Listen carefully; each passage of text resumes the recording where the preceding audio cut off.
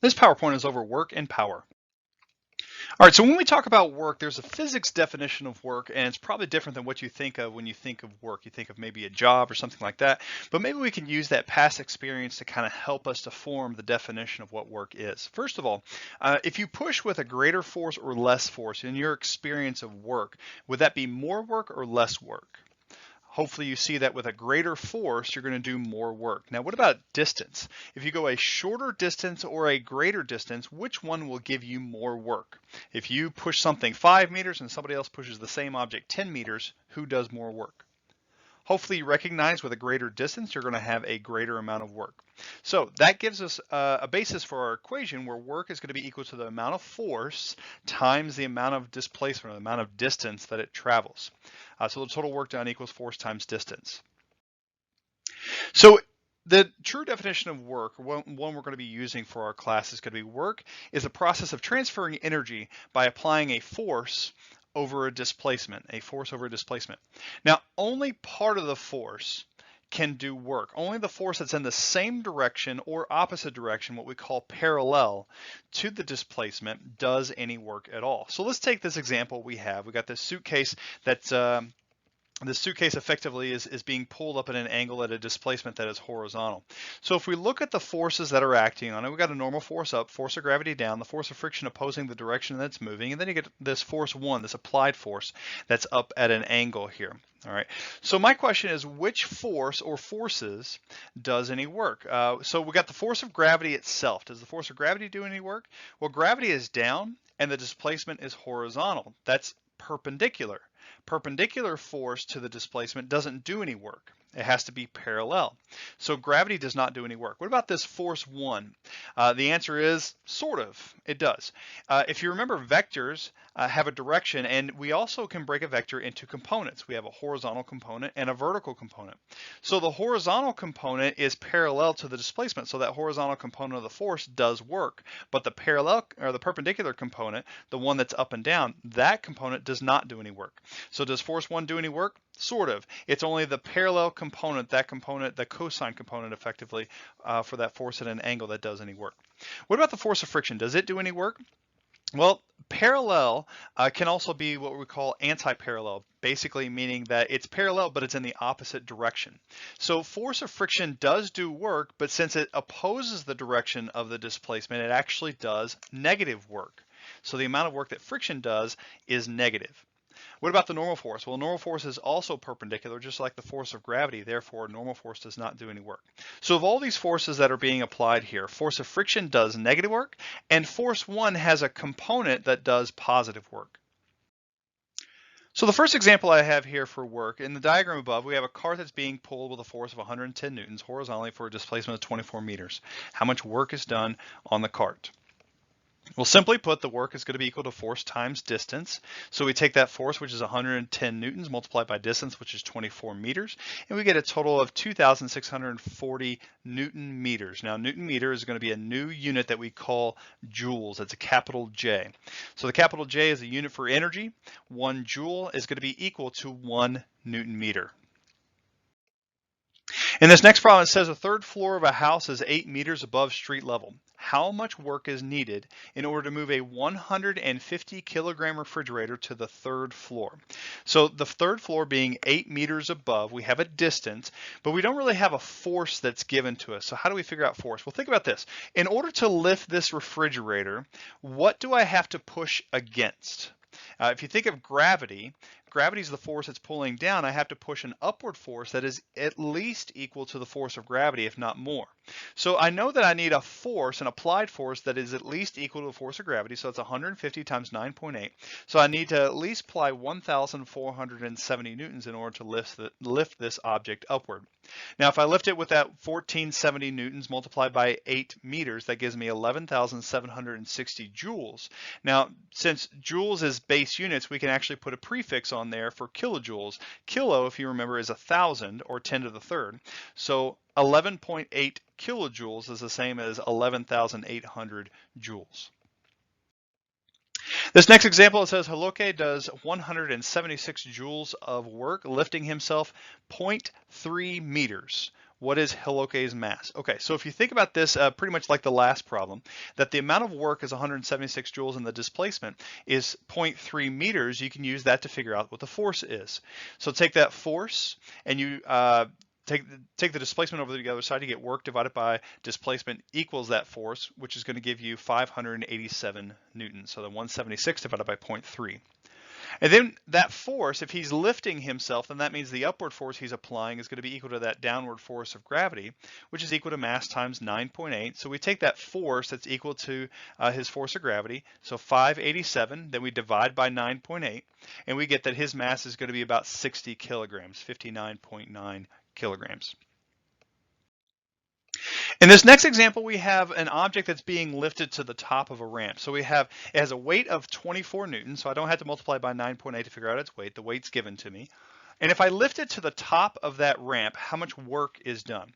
Well, if you think about it, the force that I need to lift with is 24 newtons, and then multiply by 5 meters, that gives me the force times displacement, which is going to be equal to 120 joules.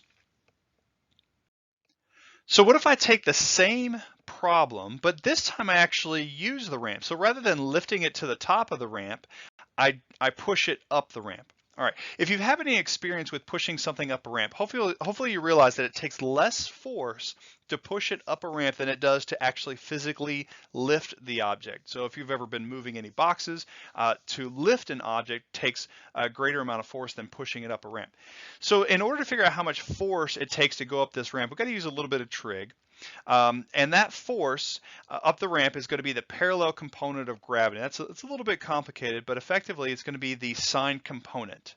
So the force of gravity, the sine component is what we're pushing against. So gravity pulls down, but if you think of the angle being this way, where gravity pulls at an angle, then the sine component is what I'm pushing against. So if I push with that, it's going to be 24 times sine of 30 degrees. That's the angle of the ramp. That gives me 12 newtons. So in this instance, with a 30-degree angle, it only takes 12 newtons of force to push this 24 Newton box up the ramp. Now the other thing is how much distance is this side. The 5 meters was this side, but if we use a little bit of trig, we can figure out the opposites, or the hypotenuse actually, which is going to be the displacement. I'm going to push it up the ramp. And if you take 5 divided by the sine of 30 degrees, that's going to give you 10 meters. So now if I take 12 newtons, I multiply by 10 meters, I get a total of 120 joules. So if you look at these two scenarios, what do you notice? You notice that if I lift the object with 24 newtons up 5 meters, I get 120 joules. But if I push it up the ramp, it's only 12 newtons of force, but it's 10 meters, so it's a longer distance. Smaller force, but a longer distance. And I still get 120 joules.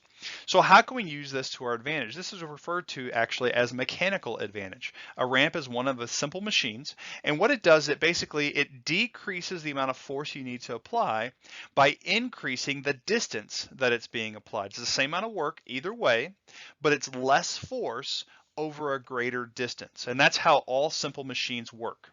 They take the smaller force over a large distance and translate it over to the work being done over a small distance with a large force. This next example says a wagon is being pulled with a force of 40 newtons exerted at the handle horizontally. If the wagon is pulled in a circle of radius 25 meters, how much work is done? All right, so first off, we need to figure out what the distance is, because 25 meters is not actually the distance. The distance is going to be the circumference of a circle, which is 2 pi times the radius. So 2 pi times 25, that's going to be the distance we're going to travel. And we're applying a 40 Newton force. So that 40 Newtons being applied, multiplied by the distance, which is 2 pi times 25, and that gives us 6,283 joules. And if we convert that to kilojoules, it's going to be 6.3 kilojoules. All right, next thing to talk about is power. Power is actually the rate at which work is done. So essentially you can kind of think of power being how fast you do work. So if you do work really fast, then you have a lot of power. If you do it really slow, you have less power. But effectively, it's going to be the rate at which work is done or energy is transferred. And if you think of a rate, what you do is you take the work or whatever you're doing and divide it by time. So power is going to be equal to work divided by time. All right, so let's use this as an example. The last wagon that we had that let's say we did that in 18 seconds. We took it around a circle and did that in 18 seconds. What would be the power that would be developed? So we take the power, that's going to be equal to work divided by time. The work was 6,283 joules. We divided that by 18 seconds, and we get 343 joules per second, which is going to be a new unit that we call watts, a capital W, which is going to be watts. So the power developed is going to be 349 watts of power.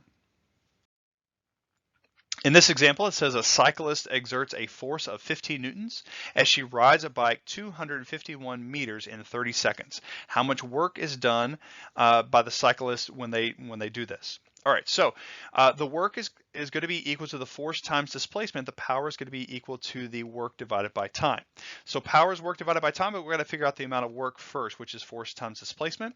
And that's going to be equal to 15 times 251. We get 3,765. Plug that in for work and take that 3,765 divided by 30 seconds. And we get the total power is going to be 125.5 watts. For this example, it says a champion weightlifter raises 240 kilograms of weights a distance of 2.35 meters. How much work is done by Brutus by lifting the weights? Well, first of all, by lifting the weights, he applies a total of 2,352 newtons. That's that 240 multiplied by 9.8. So how much work if he lifts it? If we take that 2,352, we get, and then multiply by 2.35, we get 5,500 joules. So it takes 5,500 joules to lift the weights upward. Okay, so that's positive work because he does work up. He applies a force upward and a displacement upward. Part B, how much work is done by Brutus by holding the weights above his head? Well, is he applying a force? Yeah, he's holding the weights, but is he doing it over a distance? Because work is force times distance. So since there is no distance, the amount of work that's actually being done in part B is 0. How much work is done by Brutus lowering them back to the ground? Now think about this. Lowering them back to the ground, what direction is Brutus applying a force? If you say downward, that's actually incorrect because Brutus is actually pushing upward on them as they're coming down. Think of it this way. If he lets go of it completely, what's going to happen to the weights? They're going to fall to the ground. But since he's lowering them at a constant speed, then that means he's still applying an upward force preventing them from falling. So if he applies an upward force of 2,352 newtons, but it moves downward 2.35 meters, then that means he's now doing negative work because the work he's applying is upward and the displacement is downward. Since they're in opposite directions, then it's going to be negative 5,500 joules. Now what about part D? Does Brutus do any work if he lets go of the weights and they fall back to the ground? Well, do the weights move over a displacement? Yeah, they move down 2.35 newtons. But is he applying a force? No, he's not, which means he's not doing any work. Now, is work being done on the weights? Yes, it is, because there's a force of gravity. Gravity is doing the work to pull it back down to the ground. But the question specifically asked for Brutus. Is Brutus doing any work? No, he's not applying a force. Now, the last question, if Brutus completes the lift in 2.5 seconds, how much power is developed? So if we take that 5,500 joules divided by 2.5 seconds, you get 2,200 watts, 2,200 joules per second, or 2.2 kilowatts.